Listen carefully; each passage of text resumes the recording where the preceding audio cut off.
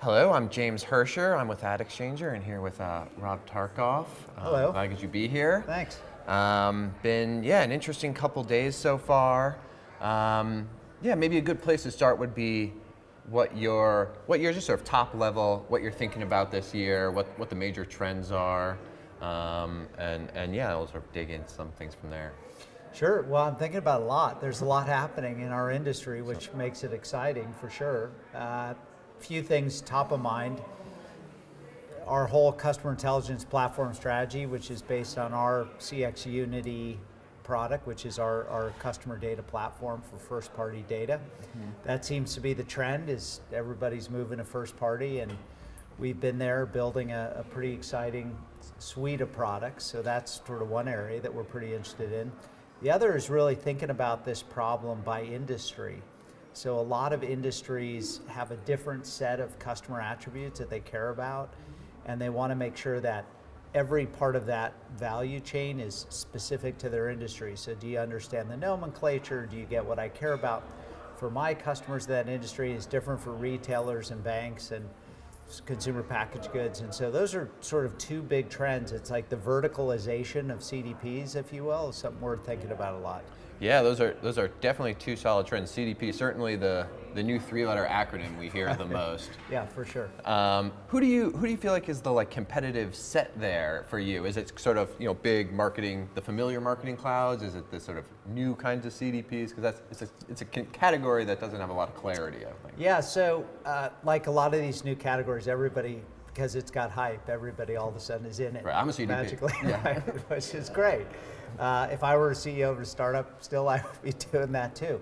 But the difference is, for us, it's a much bigger conversation than just for marketers. It's really about connecting all the ways you interact with customers across the entire CX, all the touch points, sales, service, marketing, commerce, everywhere where there's a potential opportunity to surprise and delight, and also an opportunity to have a catastrophic failure of customer experience. So for us, it's really about this cross-organizational opportunity, and it's a challenge and an opportunity. There's a lot of, not just the tech part is, in some ways, is always the easier part. The harder part is the change management inside companies to be able to think about data from marketing. For example, if someone who runs a customer service department is thinking, I need feeds from marketing to make sure that I understand what campaigns are potentially being launched for a customer who's upset with us right now.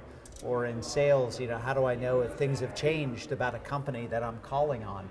So these are important trends, and there's the technical piece, which I think we'll handle pretty well, because that's Oracle's been in the data business for 40 years. But the change management piece is even the more interesting part. It sounds like it's less of sort of a distinct product than sort of where Oracle is going. Yeah, so we're thinking about this problem as customer intelligence, broader than a CDP. And for us, it includes the traditional things marketers tried to do with DMPs, to onboard customers and to build segments and find lookalike models. But there's a lot more that you need to do today, particularly with regulations coming into play and potential near-term limitations on that. How do I connect that to my known customers? So it's that journey of unknown to known. I know a lot of people are talking about it. It's easy to say, hard to do. We've been engineering our products to be able to work more out of the box in that fashion, so you can do real enrichment of your own audiences. Mm-hmm. And then again, thinking about that by industry. So if I'm a large airline, and the key thing is to not send a promotion to somebody whose flight just got canceled, and be able to handle the rebooking and the communication and the enrollment or update to the loyalty program for my most valuable flyers. How do I do that all with one data management platform that underlies that helps me resolve the right identity, of course, but also know what are the right signals to send and the right actions to take? Yeah, the verticalization, I wanted to come back to that, so I'm glad you brought it up again. That's certainly something we've heard, even just like in the past few weeks. I've covered a few ad tech industry vets who have moved on and are doing sort of some seemingly unrelated vertical work. They're like, it's a vet clinic enterprise software. It's someone has airline management software, kind of called Camber. There's been a bunch of those. Is that just because that's where the opportunity is? Like, it doesn't make any sense to just start an ad tech like a DSP or a DMP. Like, you just got to go compete in a category and be a specialist? I think it's more because the data training sets today are so rich by vertical, and the machine learning is so advanced that you can really provide true network advantage if you go at it vertically. So if you think about Oracle's own experience, we sell to a lot of B2B companies, a lot in high-tech manufacturing. I would argue Oracle has the greatest first-party data set in high-tech manufacturing because of all the products we sell and all the B2B, all the transactions that happen.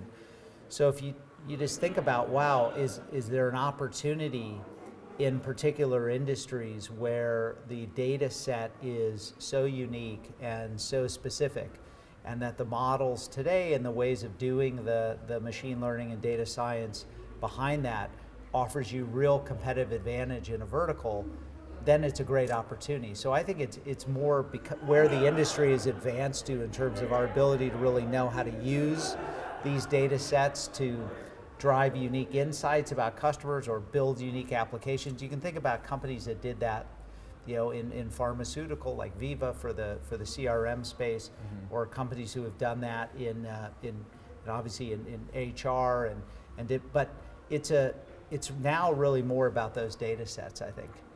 Yeah, no, that's interesting, and I sort of hear from people who have moved into some other vertical, and it's like, you go from sort of ad tech where you're really competing with very data savvy people, it's kind of like fierce, to category where they don't have anything, like they're just not used to sort of cloud big data capabilities.